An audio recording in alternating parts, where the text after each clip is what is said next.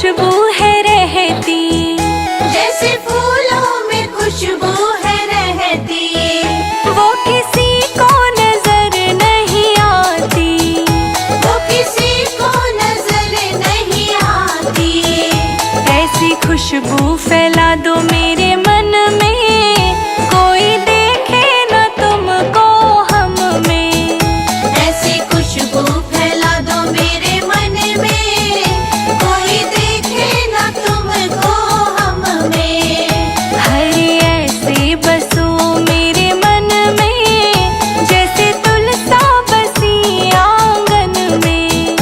हरी ऐसे बसो मेरे मन में, जैसे तुलसा बसी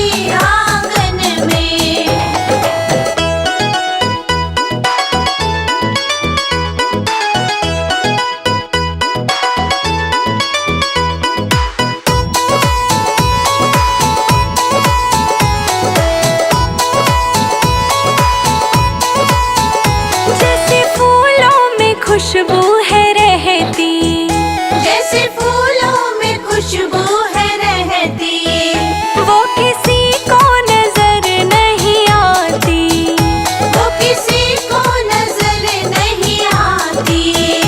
ऐसी खुशबू फैला दो मेरे मन में, कोई देखे न तुमको हम में। ऐसी खुशबू फैला दो मेरे मन में, कोई देखे ना तुमको हम में।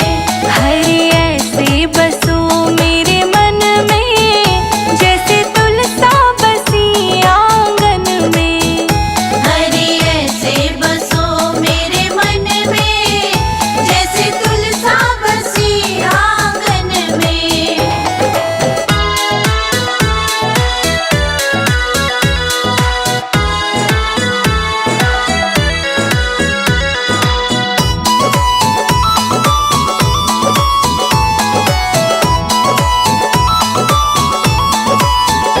जैसे मिश्री में मीठा है रहता, जैसे मिश्री में मीठा है रहता, वो किसी को नजर नहीं आता। वो किसी को नजर नहीं आता। ऐसे मीठा बना दो मेरे मन को, कोई देखे न तुमको हम में। ऐसे मीठा बना दो मेरे मन को, कोई देखे ना तुमको हम में। हरे ऐसे बसो मेरे मन में, जैसे तुलसा बसी आंगन में। हरि ऐसे बसो मेरे मन में, जैसे तुलसा बसी आंगन में।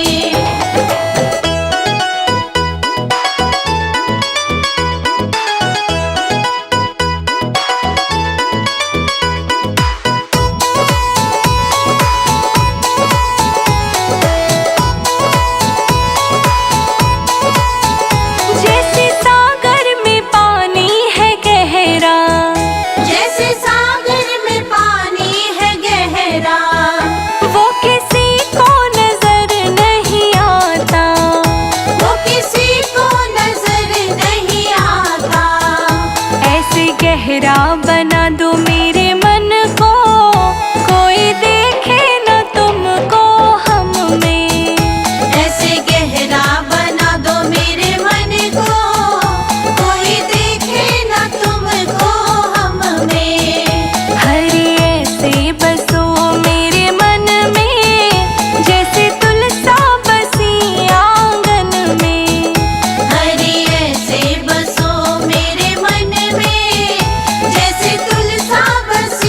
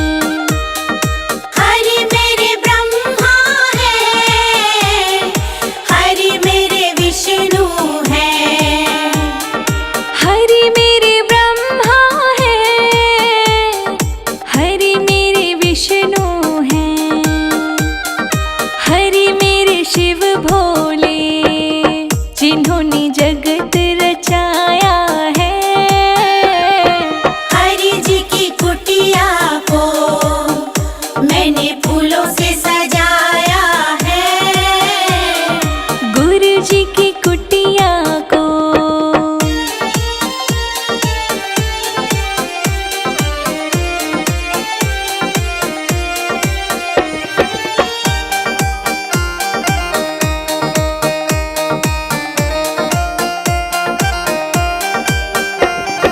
हरी मेरी गंगा है, हरी मेरी यमुना है।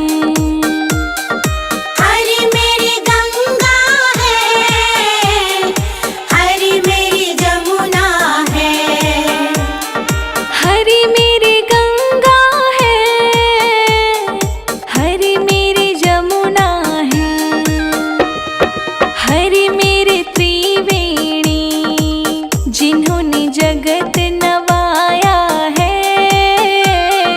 हरि जी की कुटिया को मैंने फूलों से सजाया है। हरि जी की कुटिया को मैंने फूलों से सजाया है। हरि जी की कुटिया को मैंने फूलों से सजाया है।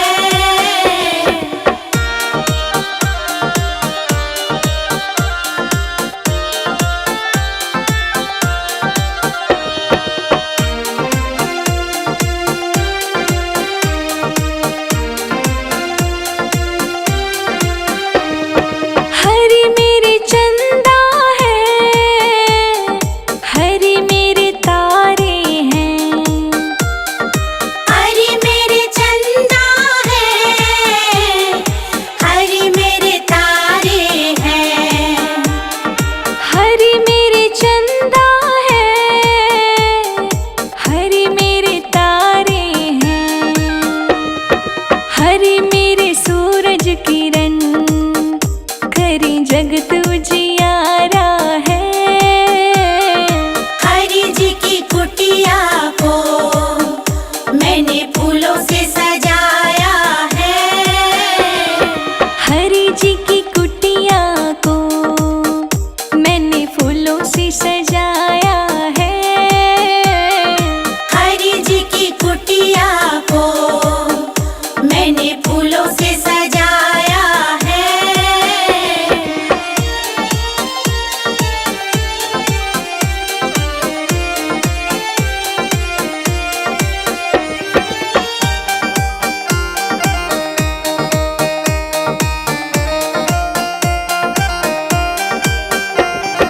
हरि मेरे माता पिता,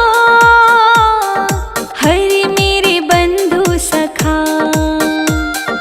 हरि मेरे माता पिता, हरि मेरे बंधु सखा। हरि मेरे माता पिता, हरि मेरे बंधु सखा।